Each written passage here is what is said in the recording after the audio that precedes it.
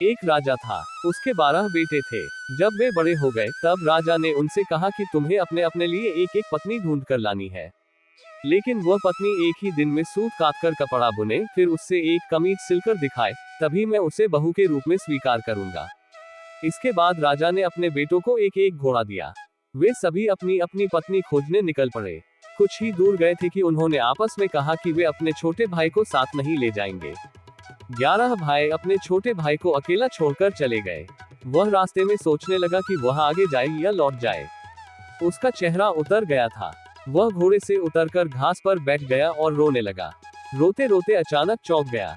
उसके सामने की घास हिली और कोई सफेद चीज उसकी ओर आने लगी। जब वह चीज राजकुमार के पास आई तो उसे एक नन्ही सी लड़की दिखाई दी। उसने कहा, मैं छोटी सी गुड़िया हूँ, यहाँ घास पर ही रहती हूँ, तुम यहाँ क्यों आए हो? राजकुमार ने अपने बड़े भाइयों के बारे में बताया।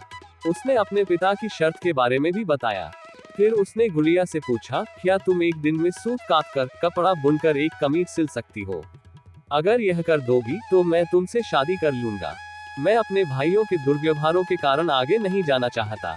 गुड़िया ने हाँ कर दी। तुरंत ही उसने सूत काटा कपड़ा बुना और एक छोटी सी कमीज लेकर महल की ओर चल पड़ा। जब वह महल में पहुंचा तो उसे शर्म आ रही थी, क्योंकि कमीज बहुत छोटी थी। फिर भी राजा ने उसे विवाह करने की अनुमति दे दी। राजकुमार गुड़िया को लेने चल पड़ा। जब वह घास पर बैठी गुड़िया के पास पहुंचा तो उसने गुड़िया से घोड़े पर बैठने को कहा।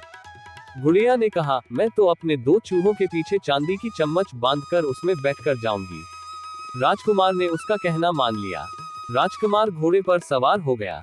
गुड़िया चूहों के पीछे बंधी चांदी की चम्मच पर सवार हो गई। राजकुमार सड़क के एक ओर चलने लगा, क्योंकि उसे डर था कि कहीं उसके घोड़े का पांव गुड़िया के ऊपर न पड़ जाए।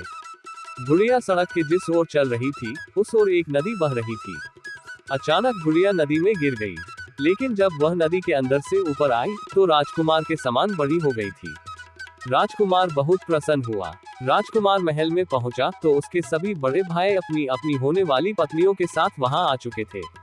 लेकिन उसके भाइयों की पत्नियों का न व्यवहार अच्छा था, न ही वे सुंदर थी।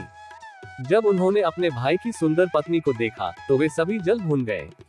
राजा को पता चला कि बड़े पुत्रों ने छोटे राजकुमार के साथ दुर्व्यवहार किया है, तो उसने बड़े बेटों की खूब निंदा की। फिर छोटे बेटे को गद्दी सौंप दी। छोटे राजकुमार का विवाह गुड़िया के साथ धूमधाम से हुआ। अब छोटा राजकुमार राजा था और गुड़िया रानी। दोनों सुख से रहने लगे। दोस्तों, अगर वीडियो अच्छी लगी हो तो लाइक और सब्सक्राइब कर दीजिए। धन्यवाद।